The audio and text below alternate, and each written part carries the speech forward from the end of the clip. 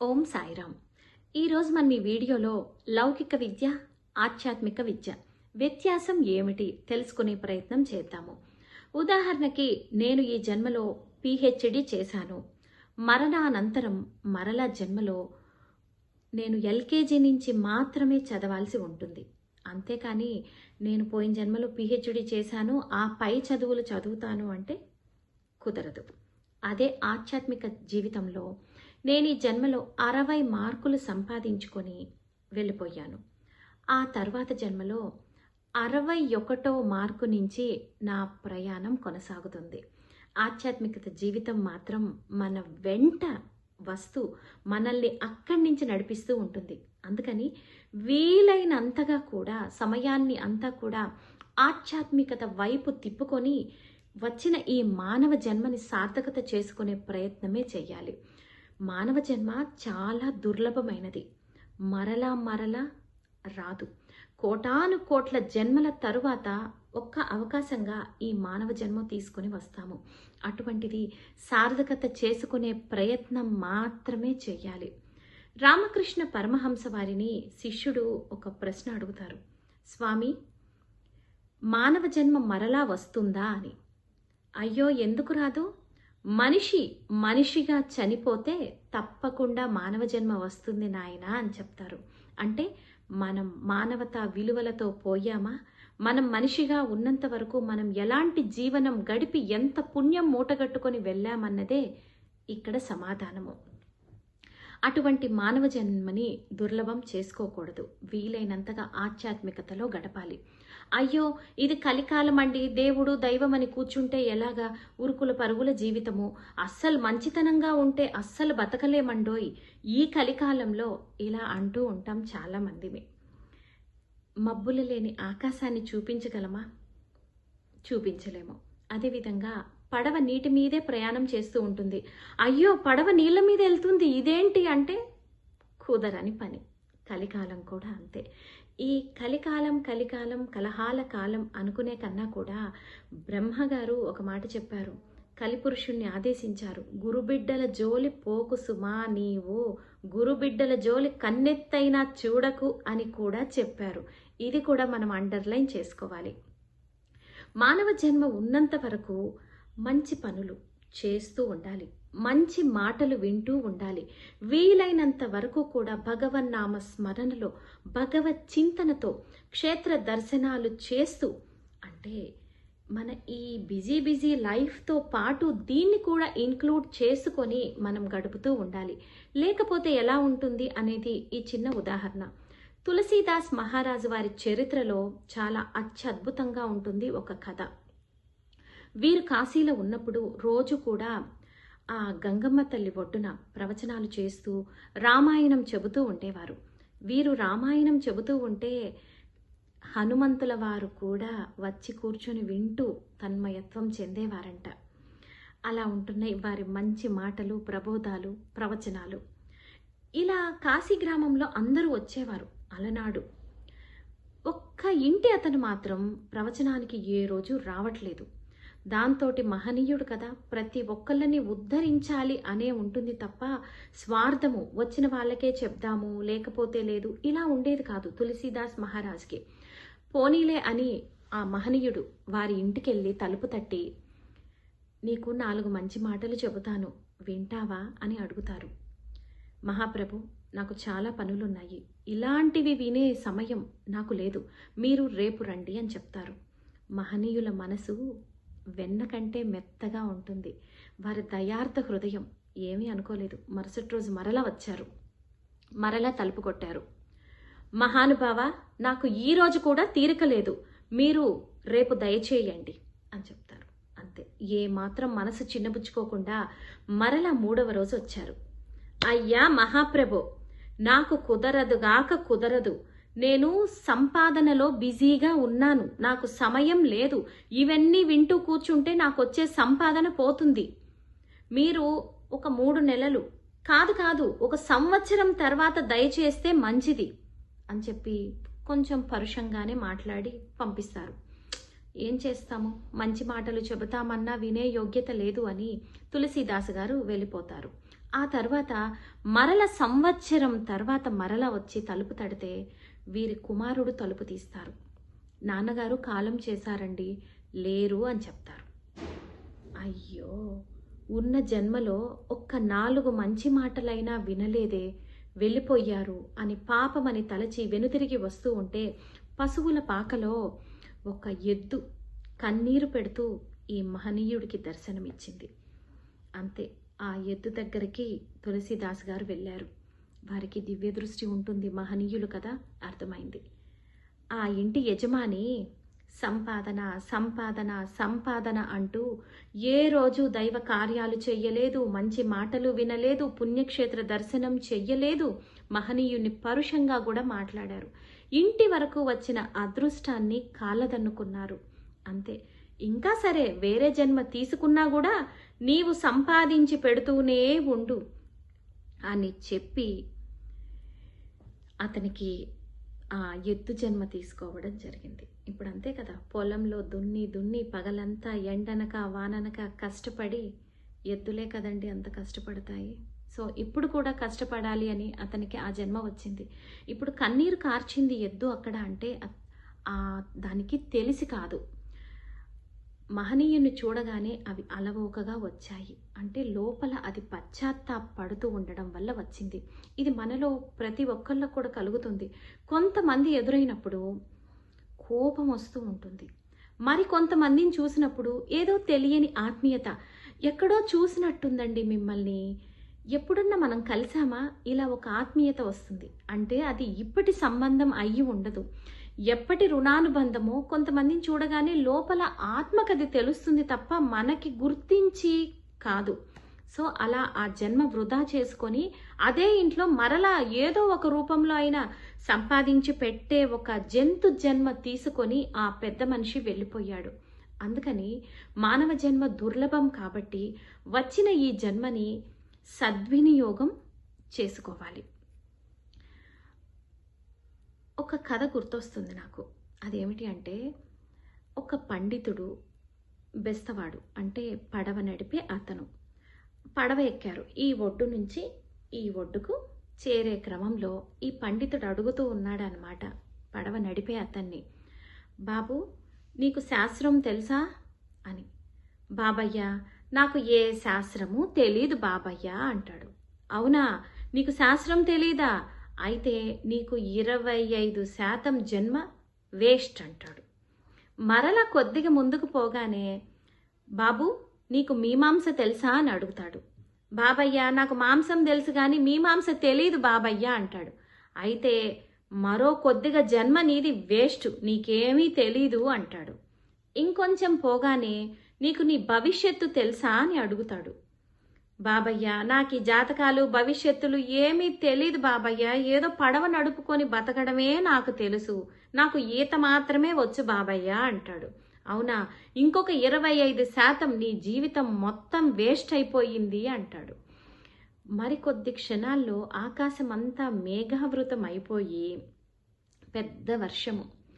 ఆ వర్షంలో ఈ పడవ కూడా చిన్న చిల్లు పడి నీళ్ళన్నీ కూడా పడవలోకి రావడం, కింద నుంచి నీళ్లు పడవలోకి రావడము, పైనుంచి వర్షము. ఇప్పుడు ఈ పడవ నడిపే అతను అడుగుతాడు పండితుణ్ణి, బాబయ్య తమరికి ఈత వచ్చా అని.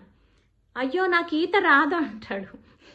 నాది 35 జీవితం వేస్ట్ అయితే మీ జీవితం మొత్తం నాశనం అని చెప్పి అతనేమో ఈత కొట్టి ఒడ్డుకొస్తాడు, ఇతను మాత్రం మునిగిపోతాడు. అంతే. అలాగే మనం కూడా ఈ సంసారం అనే సముద్రంలో ఉన్నాం కాబట్టి ఈదడానికి మహనీయులు మనకు ఒక దారి చూపించారు. ఎన్నో రచనలు మనకు అందించి వాళ్ళు వెళ్ళిపోయారు. అంటే ఆ రచనల రూపంలోనే వారు మనలా మన మధ్య ఉన్నారనమాట. అవి మనకి దారి చూపిస్తాయి. అంటే ఒడ్డుకు చేర్చే నౌకలాగా, నావలాగా అనమాట. అటువంటి పురాణాలు మనం ఇప్పుడు, బాబా అంటే నాకు ఇష్టం కాబట్టి నేను ప్రతిదీ సచ్చరిత్ర ఉదాహరణ చెబుతూ ఉన్నాను. అలాగే రాముడు అంటే ఇష్టం అంటే రామాయణం కూడా మనం ఆ కోవలో ఆ విధంగా అధ్యయనం చేసినట్టయితే రామాయణంలో ప్రతి ఒక్క క్యారెక్టర్ కూడా మనకి ఎలా జీవించాలి, ఎలా జీవించకూడదు, ఎలా ఉంటే మనం ముందుకెళ్తాం అన్నది ప్రతి ఒక్కటి నేర్పిస్తుంది రామాయణం కూడా. అదేవిధంగా భాగవతం కూడా, భగవద్గీత బతుకు గీత, మనకి ఈత నేర్పిస్తుంది అంటారు. అలాగా సాయి సచ్చరిత్రలో మనకు ఎన్నో జీవన గమన సూత్రాలతోటి సాయినాథుడు ఆధ్యాత్మికతని చాలా సులువుగా చేసి అరటిపండు ఒలిచి నోట్లో పెట్టినట్టు మనకు అంత ఈజీగా ఆధ్యాత్మికతను అందించే ప్రయత్నం చేశారు.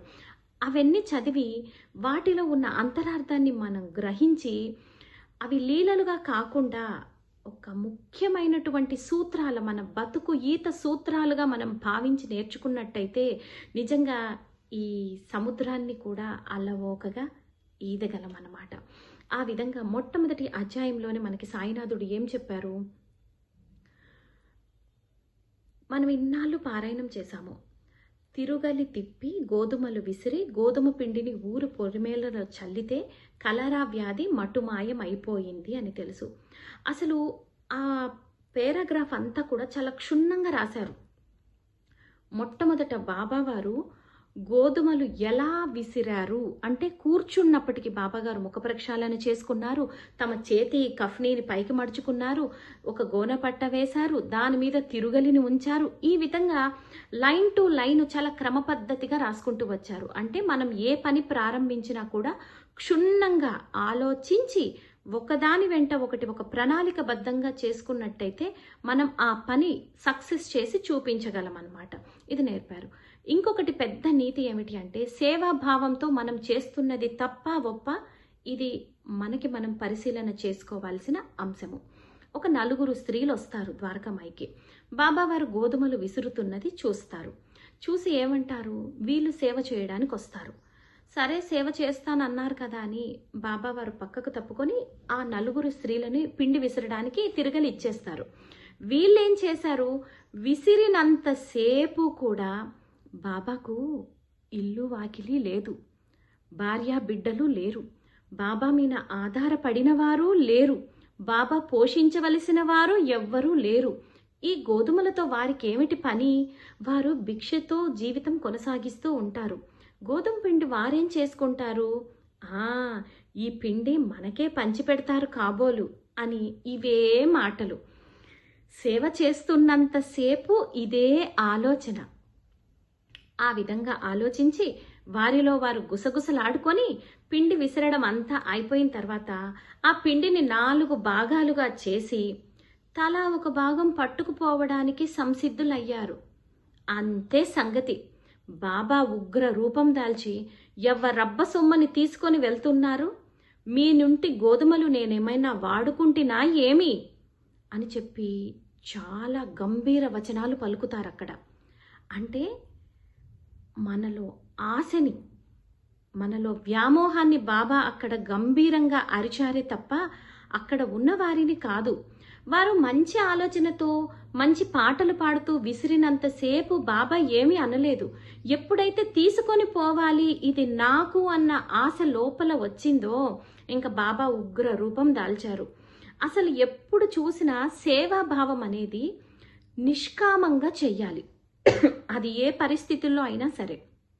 అప్పుడు నువ్వు చేసిన సేవకి పరమాత్మ ఫలితం ఇస్తాడు. అది ఎవరైనా సరే. అది కాకుండా నేను సేవకు కూర్చున్నంతసేపు నేను ఈ సేవ చేశాను కాబట్టి పలానాది ఆశిస్తున్నాను అంటే నేను చేసిన సేవకి నేను ఆశించిన దానికి సమమైపోయింది. ఇంకా నా సేవకు ఫలితం ఎక్కడిది? ఫలితంగా నా బ్యాలెన్స్ 0 బ్యాలెన్స్. ఇది తెలియక మరలా నేనే దూషిస్తాను. నేను మొన్న అంత సేవ చేశాను, నాకు బాబా పలకలేదేమిటి? బాబా అందరినీ పట్టించుకుంటున్నారు, నేను మాత్రం బాబా కనిపించట్లేదు, నన్ను ఈ మధ్య బాబా పట్టించుకోవడం మానేశారు అంటాము. నేనేమన్నా నిష్కామంగా లేకుండా సేవ చేశానా? నిష్కామ సేవ చెయ్యలేదు కదా, మరి నాకు ఫలితం ఎలా వస్తుంది? రాదు. ఈ విధంగా ఒక మంచి పని చేసినప్పటికీ కూడా మనం తెలిసి తెలియక ఈ రకమైన ఆలోచనలతోటి పుణ్యం చేజార్చుకునే ప్రయత్నమే చేస్తూ ఉన్నాము. మీ ఇంటికొస్తే ఏమిస్తారు? మా ఇంటికొస్తూ ఏం తెస్తారు? ఇదే ఆలోచన. ఎప్పుడు చూసినా ఎదుటి వారి సొమ్ము మనకు కావాలి అని మనకు కాని దాని కోసం పోరాడి పోరాడి ఆశ ఆశ ఆశ. దీనితోటి ఉరుకులు పరుగులు పెడుతూ ఉన్న మనలాంటి వారి కోసం సాయినాథుడు ఈ కథను తీసుకొచ్చి పెట్టారు. అంతే, ఆశకి హద్దు ఉంటుంది. ఆశ ఉండొచ్చు, అత్యాశ ఉండకూడదు. నాకు ఇల్లు లేదు బాబా, నాకు ఒక ఇల్లు కావాలి అని అడగడం ధర్మబద్ధమైన కోరిక. అంతే, నాకు 10 ఇల్లు కావాలి, ఒకటి ఉండి ఇంకా ఇంకా ఇంకా అడుగుతూ ఉంటే అది అత్యాశ కింద లెక్క. ధర్మబద్ధంగా లేకనే ఈరోజు మానవతా విలువలు లేక కేవలం డబ్బు దగ్గర మాత్రమే విడిపోయి మనస్పర్ధలు వచ్చి మానసిక వేదనకు గురయ్యి అనేక మంది జీవితాలు చాలిస్తూ ఉన్న రోజులు కూడా ఇది ఎక్కడ పునాది వేసుకుంది అంటే ఆశ వ్యామోహము.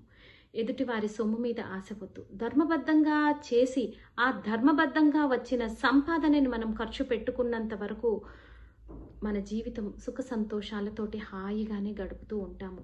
అది కాకుండా ఎదుటివారి సొమ్ము మనం ఎప్పుడైతే కావాలి అనుకుంటామో అప్పుడే మన లోపల ఉన్న అరిషడ్వర్గాలన్నీ కూడా లేసి మనల్ని జీవిత పతనాన్ని వైపుకు మనల్ని నడిపిస్తూ ఉంటుంది. ఈ చిన్న మెలకువ మనకు తెలియకపోవడం వల్లే వరకట్న వేధింపులు, అంటే వాళ్ళకు రావాల్సిందంతా వచ్చినప్పటికీ అనుకున్న కాడికి ఇచ్చినప్పటికీ కూడా వరకట్న వేధింపులు, అంటే ఎదుటివారి డబ్బు కావాలి అని ఎన్నో గొడవలు మనం ఈరోజు చూస్తూ ఉన్నాము. ఆస్తి పంపకాల దగ్గర చివరికి కన్న తల్లి తండ్రిని కూడా ఆ డబ్బు కోసం ఘోరాతి ఘోరంగా కిరాతకంగా చంపడం కూడా మనం ఈరోజు చూసే దౌర్భాగ్య స్థితిలో ఉన్నాము. అంటే కారణం ఆశ. ఇటువంటి ఆశ ఉండకూడదు అని మన పెద్దవాళ్ళు అనాదిగా పరుల సొమ్ము పాము వంటిది, పరుల సొమ్ము పాము వంటిది అని ఎంత చెబుతూ ఉన్నా కూడా కలికాలం కదా, అది ఇంకా ప్రబలమైపోతూ ఉందే తప్ప ఎక్కడ ఎటువంటి ఈ దుర్మార్గపు చర్యలు ఆగట్లేదు. అందుకనే సాయినాథుడు మరలా అవతారం తీసుకుని, ఆ పరబ్రహ్మ సాయినాథుడిగా అవతారం తీసుకుని ఈజీగా అర్థమయ్యే విధంగా ఈ 4 స్త్రీలను అడ్డుపెట్టుకొని మనం ఎప్పుడు ఎవ్వరి సొమ్ముకి ఆశ పడకూడదు అని కూలంకషంగా ఈ అధ్యాయంలో చెప్పేశారు. మనం ఎదుటివారు మనకి ఏదైనా ఇచ్చారనుకోండి, దెప్పే అవకాశం ఉంటుంది. పరిపరి విధాలుగా 10 మందికి చెప్తారు, దెప్పుతూనే ఉంటారు. అదే భగవంతుడిస్తే జన్మ జన్మలకు ఇస్తూనే ఉంటారు. భగవంతుడు దెప్పడు, కోటాను కోట్ల తల్లి ప్రేమ కదా. అందుకని మనకి ఏది కావాలన్నా ఆయన పాదాలు పట్టుకుంటే ఇచ్చేస్తారు తప్ప వాళ్ళని వీళ్ళని ఆశ్రయించే సమయం వృధా. అందుకని మొత్తం మీదట ఈ వచ్చిన మానవ జన్మని ఆధ్యాత్మికత వైపు తిప్పుకొని మరలా మాకు కుదరదు అని మనం అనుకోకూడదు. లేచింది మొదలు ఏ పని చేస్తున్నా కూడా మన ఇష్టదైవ నామస్మరణతో మనం అది చేసినట్టయితే నిజంగా ఆ పట్టుకున్న పని ఫుల్ఫిల్ అయి తీరుతుంది. మనం వంట చేస్తే ముఖ్యంగా ఆడవాళ్ళమే వంట చేస్తున్నంతసేపు కూడా భగవన్ నామస్మరణతో మనం వండినట్టయితే అది మహా నివేదనగా తయారవుతుంది. అది మనం ఎవరికైతే పెడతామో ఆ సాత్విక భావాలతోటి మన పిల్లలు పెరుగుతారు. అంతేగాని ఏవో భావనలతోటి ఏవో ఆలోచనలతోటి వంట చేస్తే తయారైన వంటలో అది మాత్రమే ఉంటుంది. కోపంగా చేస్తే కోపంగానే ఉంటారు పిల్లలు, అసూయతో చేస్తే అసూయ ఉంటుంది. అసలు ఇవన్నీ కూడా చెక్ పెట్టేసి భగవన్ నామ స్మరణతో చేస్తే మహాప్రసాదం అవుతుంది. రోజు ప్రసాదం, మనం తినేదే ప్రసాదం అయితే ఆయురారోగ్యాలతోటి మానసిక శాంతితోటి మనం సుఖ సంతోషంగా మన జీవితాన్ని కొనసాగించవచ్చు. అంతేకాని కుదరదు అనుకోకూడదు. మనసుంటే మార్గం ఖచ్చితంగా ఉంటుంది. ఓం సాయిరామ్.